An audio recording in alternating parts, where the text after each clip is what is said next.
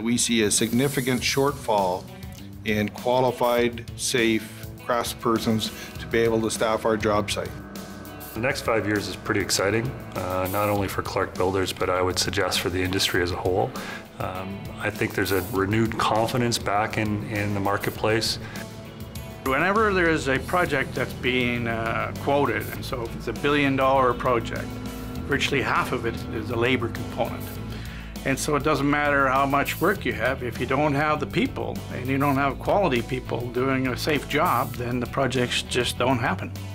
If you look at some of the forecasts that have been done by the Construction Sector Council, which is a national program across Canada, they're expecting to be in excess of 200,000 craftspeople short in the next 5 to 7 years, based on the amount of projects that have been announced across Canada.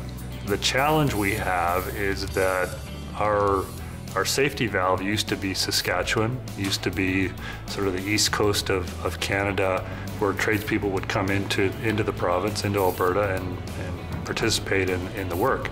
That safety valve isn't there anymore. As there has been a shortage within the Alberta market of skilled tradespeople, one of the avenues that has been gone down is temporary foreign workers. It's no secret that to hire someone locally within Alberta or Canada is a far more efficient and cost-effective way to go about manning projects. There's two areas that we have been missing out on and that locally we should be zeroing in on.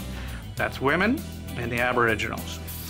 And so if we can convince more women to get into the trades, we now double the amount of people we can draw from. An organization like Women Building Futures is a fantastic organization that helps somebody like the Leadcores of the world get the people, attract them to the industry, and then we take it from there. Our preference is always to hire locally. If we can have a local group of labor available adjacent to our job sites, that is always our preference. They know the area, they know the weather, they know the work conditions, and better yet is that after the job is actually constructed, is that we know that 1 in 6 of those construction workers will be staying behind to actually maintain that plant into the future. And that's long-term permanent work that goes well out for the lifetime of the facility. Historically, it just wasn't thought that a woman was capable of being in the trades. Well, that's gone. As far as electricians and painters and mechanical people, they're as good as anybody out there. If you're only focused on trying to hire men into those construction jobs because of what people thought was required or the only people that could do that job, we've proven that that's not true. Is that women are more than capable to come in and to do that work. We find them to be safe, find them to be reliable workers, and they're productive.